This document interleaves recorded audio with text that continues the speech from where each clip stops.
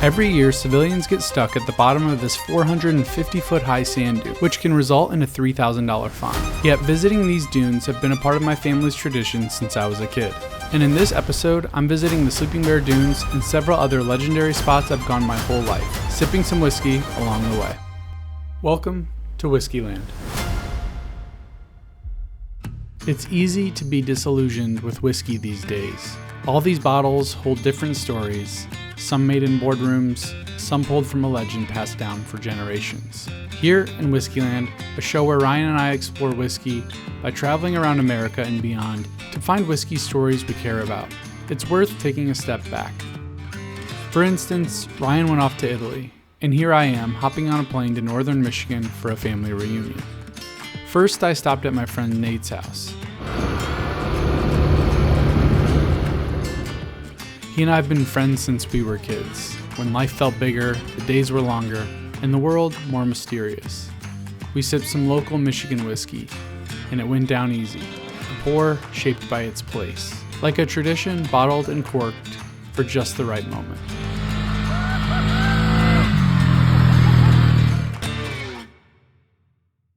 When my fiance and I finally made our way up to Sutton's Bay for the reunion, I delivered my brother a whiskey I wanted him to try. Now, Devin's always been the brave brother, first to try something new without much hesitation. All right, let's see. What in the hell? Yep. Ooh, that's cool. I love their wax, dude.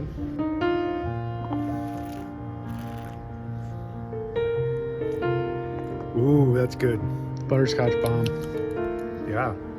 Our family reunion tradition is to walk out to this peninsula along the West Bay we call the Point. And I've been going there my whole life. There's even a legend that one year, the tide was so low you could jump right off the shore into the deep blue water of Lake Michigan. It seemed thrilling. As a kid, it always scared me, but I almost always dove toward it, even if I immediately swam with all my might back to the sandbar. Now, the Point was unique because you didn't have to walk out very far before the drop-off happened. And the drop-off was this steep underwater cliff, basically our version of a distillery's forbidden warehouse. Everyone talked about it, a little scary, a little thrilling, but always worth the plunge. And today, as we launch my cousins into the deep water, I don't feel as afraid.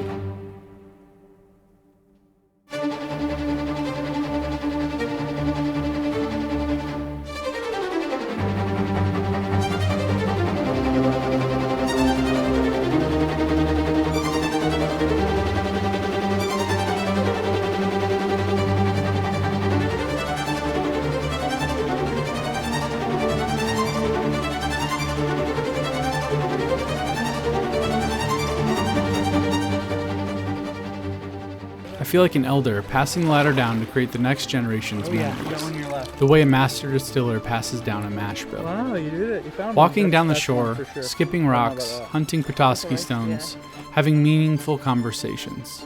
It's all so ingrained in me now. But when I was a kid, it was all new. Someone, somewhere, had discovered it all first, built these traditions, and let them mature over decades. This year, I'm here with my fiance, and we're getting married soon. And I not only want to share in these traditions, but to create new ones with her. Whiskeyland isn't always whiskey. I bring the ethos I've learned from visiting distilleries to other kinds of places, like Bourbon Winery in Michigan, who's making superb wines. Our friend Kyle mentioned them in one of our early episodes, and I can verify the legend of great wine in Michigan is actually true. With the sun going down, the vineyard looked like heaven. The air was crisp, the weather was perfect. Another memory, another myth unlocked.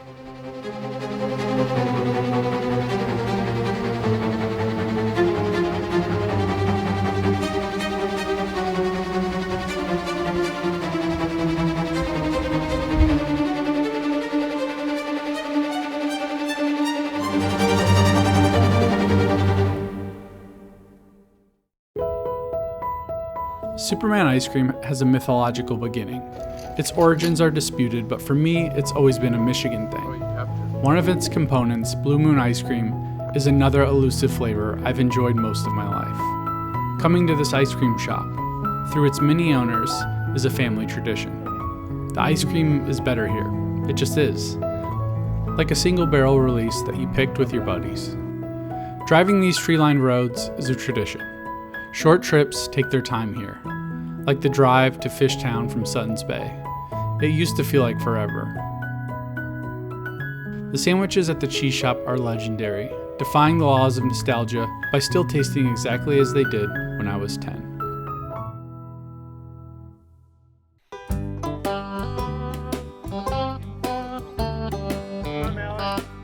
Then there's the walk to the sign tradition. Just a stop sign at the end of the road, but as a kid, it felt like a pilgrimage. We'd tap it like a distiller sealing a barrel, then head back to the cabin for volleyball in the shallows, or a fire on the beach. The elders would tell stories about how quiet it used to be, how they could actually lay in the road since there were so few cars.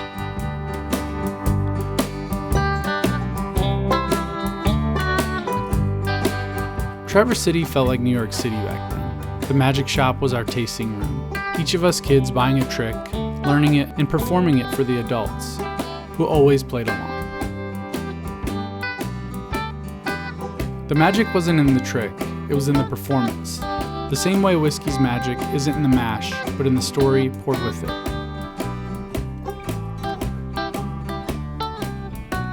It's 7 in the morning, and I'm already ready and out of the Airbnb, and I'm just waiting on Marissa, and we're gonna go get these incredible donuts I've been getting since I was a kid.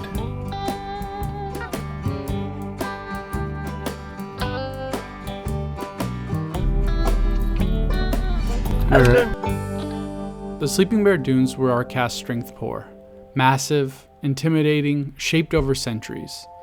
There are photos and videos of me with my little blonde bowl cut running up the mighty dunes as a kid. It was taller than a skyscraper, and it went on forever. Once you got to the top, there were even more dunes to climb. According to the National Park Service, Michigan.gov, and Wikipedia, around 11,800 years ago, retreating glaciers left behind vast amounts of sand and sediment. And over time, winds sculpted this into towering dunes, some reaching over 110 feet, creating the dramatic landscape we see today. But according to Native Americans, a mother bear and her 2 cubs fled a forest fire on the Wisconsin shore and swam across Lake Michigan. The exhausted cubs tragically drowned. The grief-stricken mother bore vigil from the shore atop a high bluff, waiting for her cubs who never returned. Moved by her loyalty and sorrow, the Great Spirit transformed the cubs into the North and South Manitou Islands and allowed the mother bear to rest eternally as part of the dunes. Over time, wind and erosion buried her under the sand, forming the dune known as the Sleeping Bear. As kids, we would jump from the different little bluffs on the dunes, and when we were ready, we'd run down the main dune at full speed.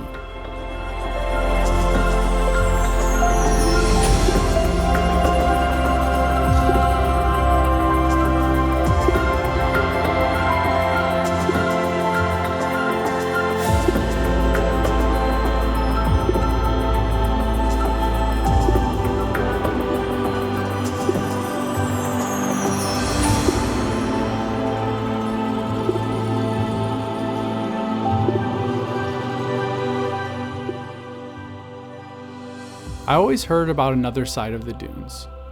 One that if you went out of the parking lot, turned right, and followed some signs, there was a huge steep dune that went straight into Lake Michigan. One that was fast going down, but impossible to get back up. This year, I wanted to see that story. I wanted to see how steep this dune really was. And when we got there, I was amazed. Do not run down the side of the hill. I'm gonna take a picture. Alright. It's crazy.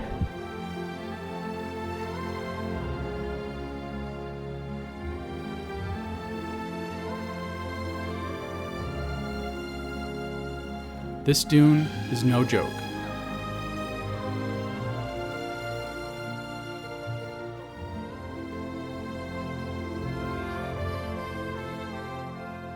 One day I'd like to see if I have what it takes to crawl back up it. But today, it helps to have friends. My cousin had a pal with a house down the shore from the base of the steep dune. Instead of climbing back up, we could pick up our cars at their house. And the challenge of crawling back up the dune would have to wait for another day.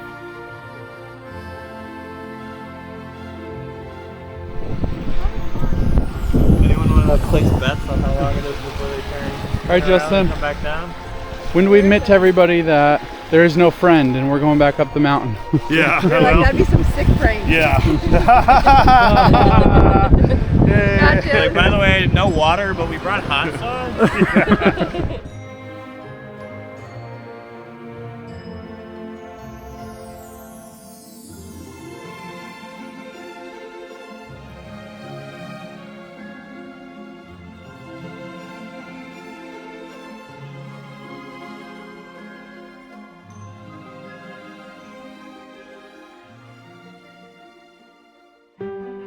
Another tradition is watching the sunset at Peterson Park. We grill, eat, walk down the endless stairs to the stony beach, skip stones, and watch the sky turn gold. As kids, we convinced ourselves that one of the houses belonged to a witch. Nobody ever made it all the way to her door. Maybe Devin once. The first time I learned the truth behind a legend, I remember feeling let down, like someone had watered down the pour. But the truth isn't the answer, it's just part of the story. The answer is in the wonder you make for yourself, drawing treasure maps and running dunes and daring the witch's house. That's why I appreciate the stories told by a bottle of whiskey. Even though it's just brown water, it's also a vehicle for a good old-fashioned story. Because in whiskey, as in life, the legend makes the glass taste just a little sweeter.